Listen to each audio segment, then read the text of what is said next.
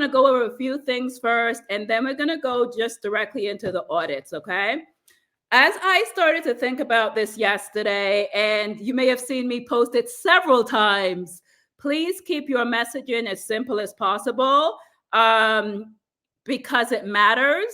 Here's the thing. I'm going to give you a little bit about my background. I have a 20-year marketing background. The funny thing is, when I first came into the online space from the corporate environment, I was talking very corporate-y until, and this was kind of cool how she said it. She's like, it's okay, Debbie, it's okay, Debbie, you can take off your pearls now. Let's be real, I never wore pearls, but I was talking in a very specific way. And then we understand when we come into the online space, there's a different version of jargon, right? There's a different way of saying things and talking about things. So a lot of what I tell my clients, especially if they come from the Facebook, any of the internet spaces, it's going to be important for you to unlearn what you already know or what you recently learned, because the language is different. The way that we think about sales is different. A lot of different things are going to complicate that high dollar executive or company that you want to reach. So it's important that we speak in as simple as language as possible in order to convey the message, right? I remember, and I'll tell you a really quick story, which made me realize, my messaging is not as simple as I thought. So I was working with a CMO. This is around the pandemic. I was working with the CMO, billion-dollar healthcare, well-known organization. By the way, all I did is reach out to her and I just asked her if she's interested, and she was. So I wanted to let you know that can be easy too. So when I was explaining to her specifically what I did, I used the word align.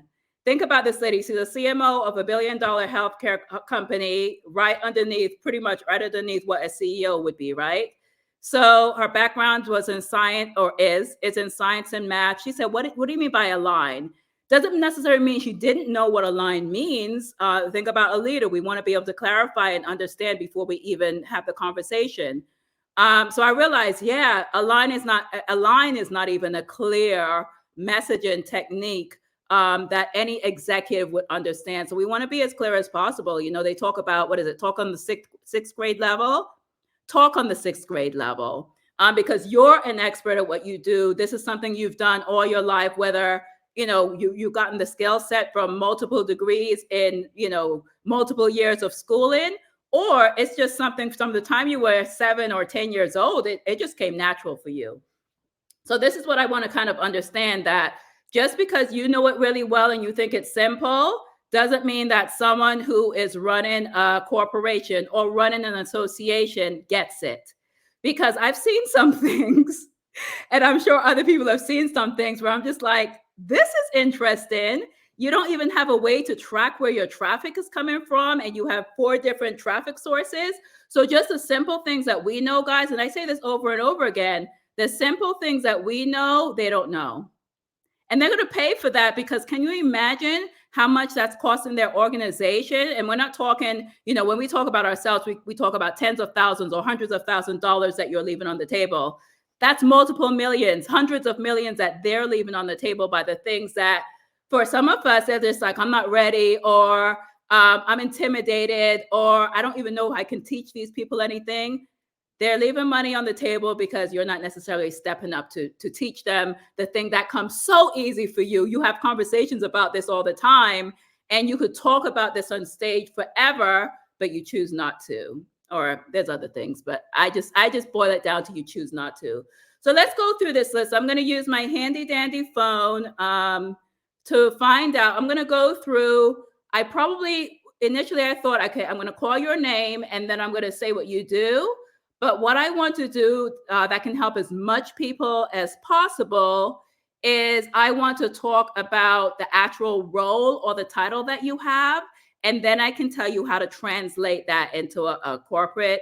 I'll watch the time. I'll do about 10. It's going to take care of most of the people that were on the list. But I'm going to go ahead and pull up the list just so I can have reference. If you have any questions in the meantime, while I'm pulling this up, a stall tactic, right? While I'm pulling this up, I want to answer your questions while I'm looking up all the comments that I had. One thing that I wanted to say too is that, guys, when you were sharing your I help statement with me yesterday in your messaging, I was just like, please keep it, like you saw me say, keep it simple. Because I mean, I'm in the internet space and I'm in the corporate space as far as understanding buyer psychology. But I actually didn't know what certain things are. Like if you're an automation architect, I'm not calling anyone out, but if you're an automation architect, or if you're a life engineer, like, I don't know what that means, and they won't either. So the goal is that you want your ideal client to be completely clear that this is a person who gets me. She or he actually understands what I'm going through in my day to day, and she or he understands how to help me because I don't have to explain myself. And clearly, when we work with clients, initially we want them to kind of explain certain things, but going in, we want them to understand is she reading my diary?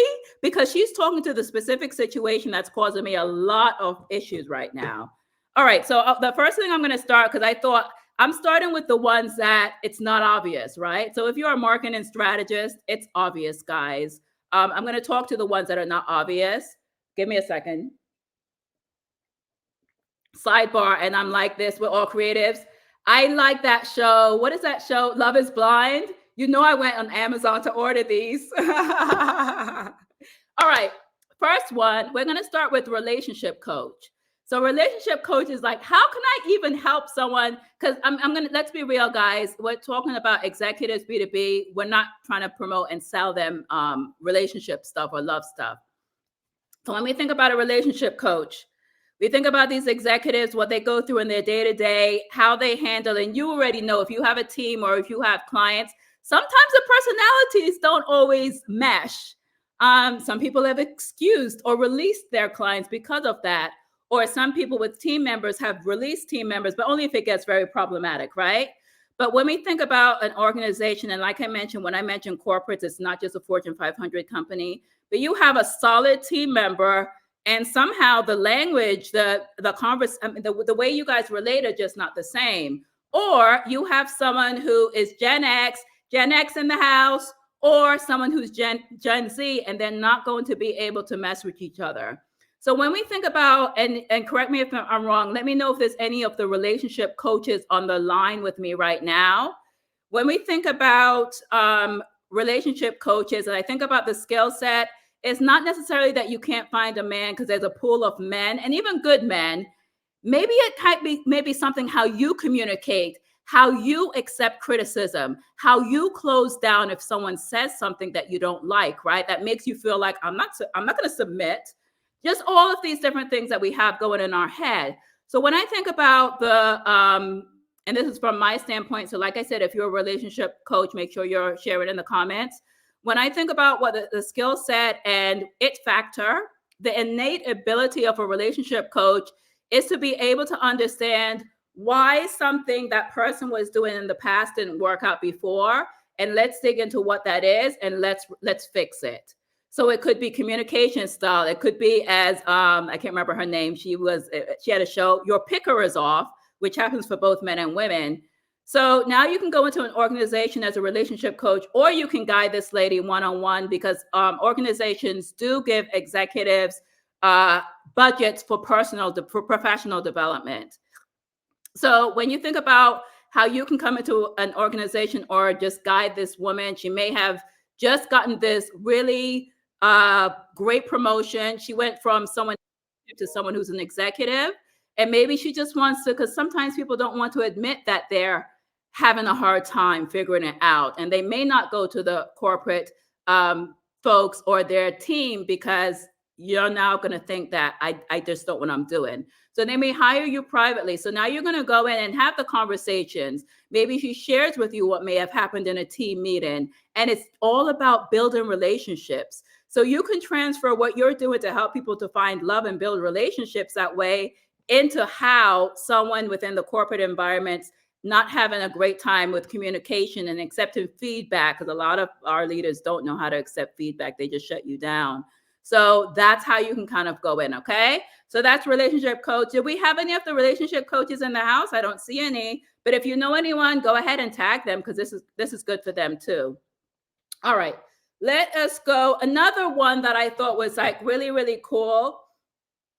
Someone who, and I don't know if I'll tag Tracy after this. Another cool one is if you are in video or production or helping people to show up better online or on video and this is something I was really pushing during the pandemic, but it's still going on now.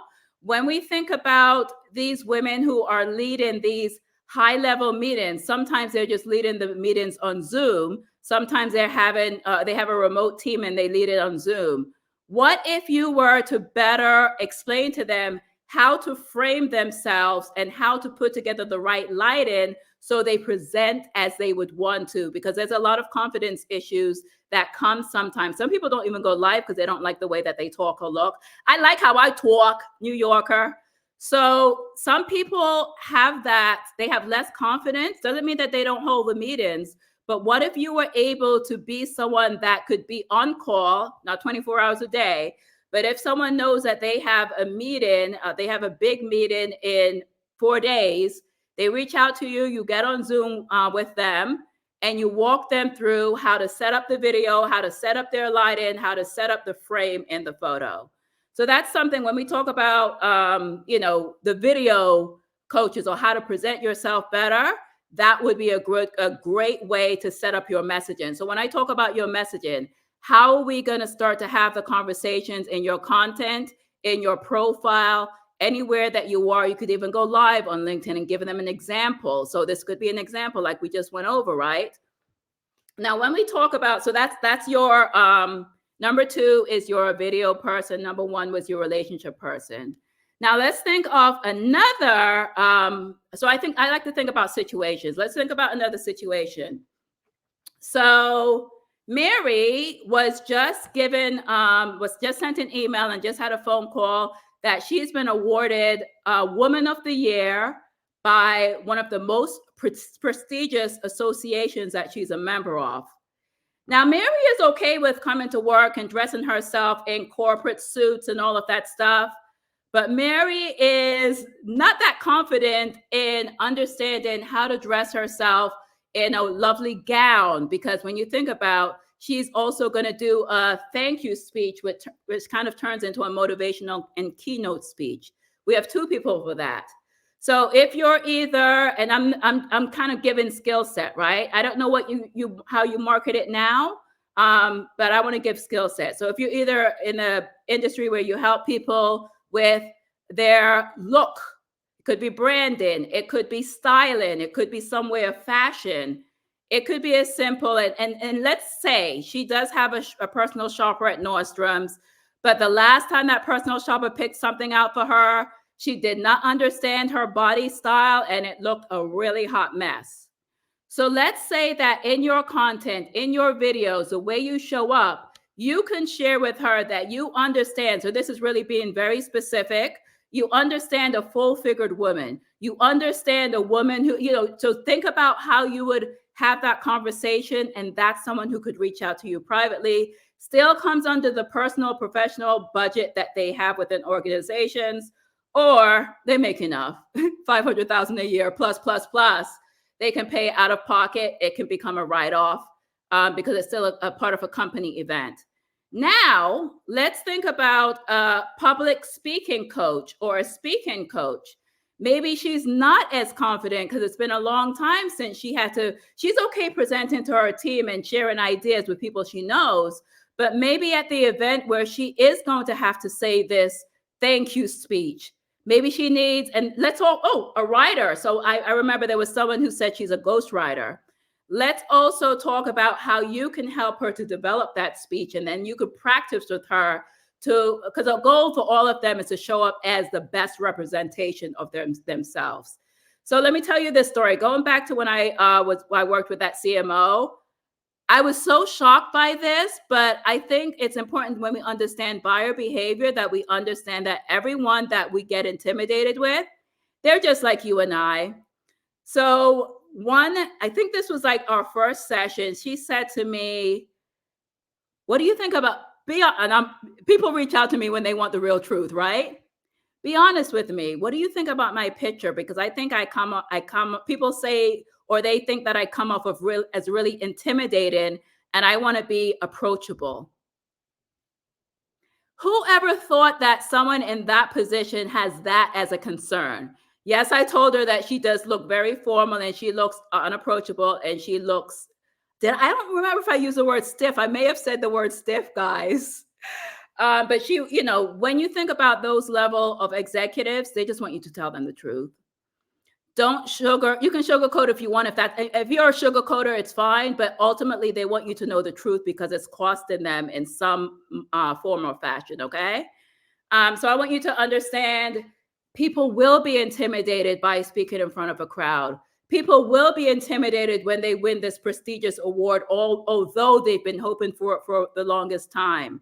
People will be intimidated if they're invited to speak on a panel and they see that there's someone from Microsoft and there's someone from Amazon, and although she is the girl, the boss, it's still intimidating because you wonder if you know as much as they know. Because now, when we talk about imposter syndrome, or we think about imposter syndrome, now everyone is going to know the truth, right? Because you're kind of thinking that in your head, and some of you guys are going through that. And if you want to say imposter syndrome in the chat, if that's how you sometimes feel, especially when you think about a corporate audience, it's okay to admit it. Because I think when we're able to admit it to ourselves and sometimes admit it to others, it frees us. So yeah, think about that woman who she is intimidated, because doesn't mean everyone's intimidated. You're just focused on the one who gets intimidated when they have to speak or when they have to do a panel or anything like that. All right.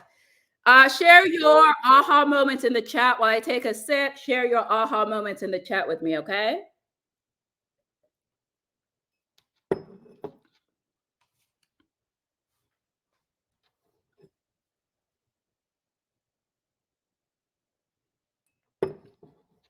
Go ahead and let me know any aha moments you have had.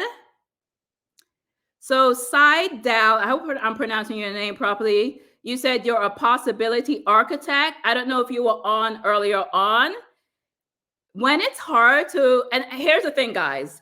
I know that we've paid thousands of dollars with a branding expert to help us to come up with this fabulous message, and it's going to click with people. But if someone has to think twice about it, especially when we think from a busy executive, they're going to move on to the next person.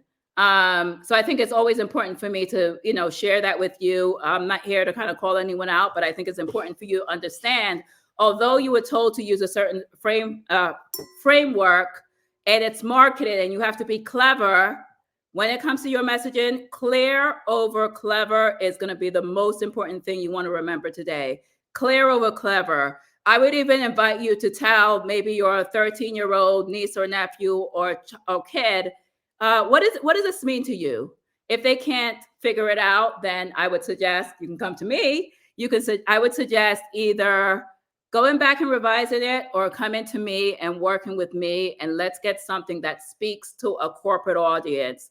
Obviously, if your goal is not necessarily to speak to a corporate audience, not a problem, right? Not a big deal. But if you really want to, and this is more to me about commanding the highest fees that you can command, I always talk, it's about the difference between a $3,500 workshop where they say they don't have a budget for much more, and when they find $10,000 to $15,000 for the same exact workshop, but someone who came with a clear message. So I want you to know, sometimes when people say they don't have the budget, it's the same as saying, let me think about it, because they're not clear on your value. They're like, I'll give her a chance for $3,500, not a big deal, but I'm not going to tap further into my budget to do much more because I don't know the value that she offers or he right now. All right. So let's talk about, so let me just find life coach. All right. So Lola, and I'm going to pick from here, but there's some that we already did. So when we think about a busy executive woman, she is challenged with making a decision. Let's be real. Making a decision between putting her energy into her team, her goals for the year, the initiative she's working on, or her family. And I know we all like to think there's a balance. You can have a balance. I think there was one author, just kind of one of those problematic, where it's just like, you can have a balance in life. You can have it all. Yeah, you can have it all, but you have to actually have that. You have to be able to function in a way that you can balance this stuff. Because one thing that, and this is, we're talking about messaging. This is for all the life coaches. I want you to put yourself in their mind. One thing that might happen if your kids were used to having you around all the time, or you're starting to get stressed out. So what happens, and share in the chat, especially for the life coaches, and just us in general as entrepreneurs, what tends to happen, and I know my question is pretty vague, but what's the first thing that happens if you're feeling overwhelmed, you're feeling stressed, you're feeling like people are pulling you in all different directions? What's the first thing that will happen if someone either will ask you the wrong question or they say something that triggers you? Go ahead and share in the chat. It doesn't have to be a life coach, but you are being pulled in all different directions. You have deadlines. You have a launch that just bombed. You have you just found out that your kid got the C, and that someone said in the school, I don't know if they do this in schools, they do it in business school, if your kid gets another C, we're gonna have to put them back, or we're gonna have to kick them out. Yes, snap. So how can you help this woman whose kids are saying, Mom, I'm scared, I don't recognize you anymore, I miss my old mom. You're doing amazing in the office. You are you're exceeding goals. Your team loves you. You're woman of the year, but your kids are acting up even. So what's the, we're talking messaging. So somebody's about to get it.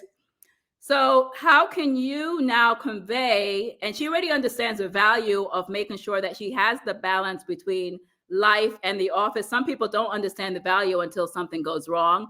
We've seen time and time again, especially with male entrepreneurs or executives, they have breakups. Their wives leaves them because they're so focused on other things, and they neglect the other part of the family that actually got them there. So how can you convey in your messaging, and this is the way you're speaking to that need? Because this is what she's writing about or worried about or thinking about, when she gets to the office, when she gets home. How can you convey in your messaging that you understand the needs, and you're going to help her bring back that balance that she needs in her life, so every piece of her life can be functional and thriving? So that's how you think about messaging.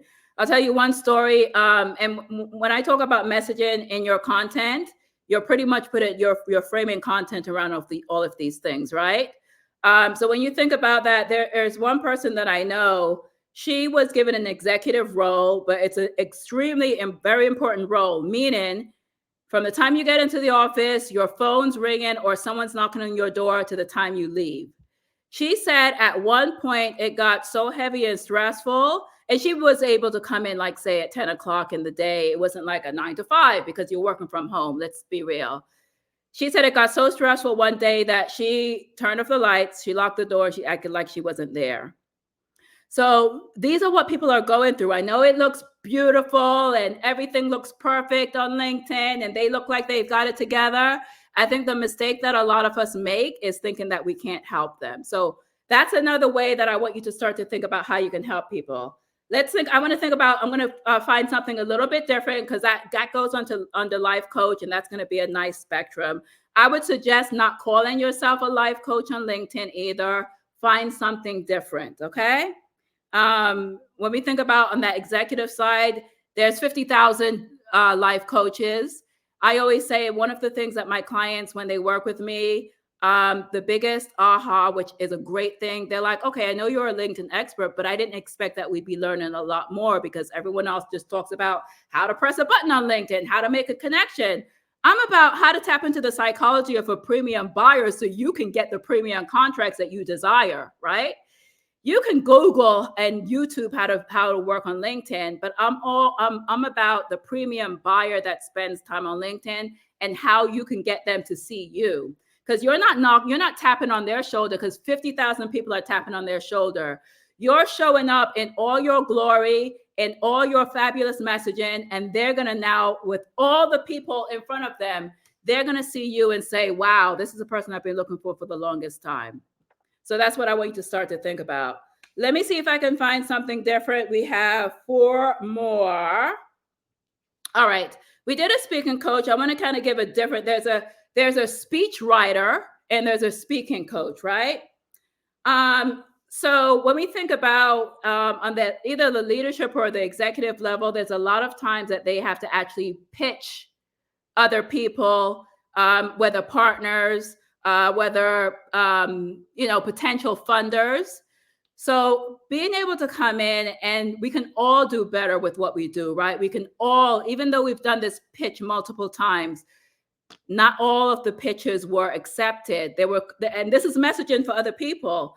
Not all of the people was clear on the value that they offered. So I'm not saying that you're going to go into an executive and help them with their messaging. That's not what that's about. That's what the marketing department does. You're going to go in and help them to refine the pitch that they have, or that refine the presentation that they had that didn't do so well. And they know when it doesn't do well. You know, if you're using the same webinar 5 times and you have, maybe you should have a 30% conversion, but you have a 10% conversion. You know, in the back of your mind that I need to figure out what's different and what I need to fix. So now it's you going in as a person who helps with speaking engagements. So you train them on how to speak better. You train them on how to pitch certain things better. You train them on how the inflection in their voice can help them to command more attention, right? So that's messaging when you think about someone who has had multiple, and we're not calling it rejections, but it just didn't go through with a pitch or a presentation or something. How can you now go in and help her to better that skill set? So that's going to be one. All right, let's see what else we had. All right. Oh, so I see one. I know we had a bunch of CMOs. Lola said, I tell them not to drop their glass ball, but that can't be fixed. Yeah, and it's so hard because they know that too, but they just don't know how to do it, right? They just don't know how to change it. So let's think about sales conversations. So this is part of the thing where they're doing a pitch, but now they're going in front of, brand new people that have never met them before, or they've never seen them before. Maybe it's just going in, and this is sometimes an account executive or an executive who leads, a group manager who leads these teams, right? So this is less about the individual, more about the team. Maybe you go in and you audit their sales structure, including their sales funnel. And I don't know if you're a sales coach, let me know below if you're a sales coach, if that's part of it, where you help people to audit their funnel and their systems and everything that goes on from the time that you meet a customer, from the time that you close a customer. You can go in and help them with that. But I would not call yourself a sales coach necessarily. The messaging is going to be around, it's the third pitch that you knew that you should have sealed the deal. You knew that this person would find high value in the product and the service that you offer, but you just didn't close them. These are the things that I do differently that other people are not doing. And so we think about the post behind that, right? So that's one of them for all the sales coaches. I want to see if I didn't hit anyone else. I'm looking for certain things that are going to be different, guys. Let's see. Oh, another thing, when we think about, I saw a few that were resilience coaches, high performance coaches. When we think about failure after a sales pitch that doesn't work, now our resilience coach and now our high performance coach, now you come back, because after a series of failures, guys, it can create self-doubt in you, especially for women. So when we start to see consistent rejection, that's why I always wonder about these posts that are putting people like Beyonce down, and she shouldn't do another. And I know that they're not putting her down, but we shouldn't shit on people, right? So when we think about how much self-doubt that can create in someone's mind, how much feelings of rejection, memories from your inner child, memories from when you threw a party and no one showed up. This is when a mindset coach can come in, a resilience coaching come in, and a high performance coaching come in.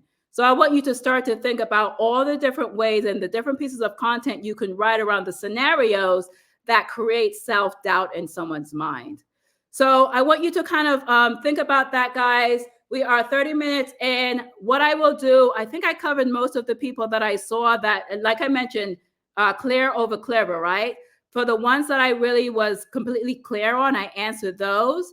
If there was not one that I answered for you, I want you to go ahead and share it in the chat.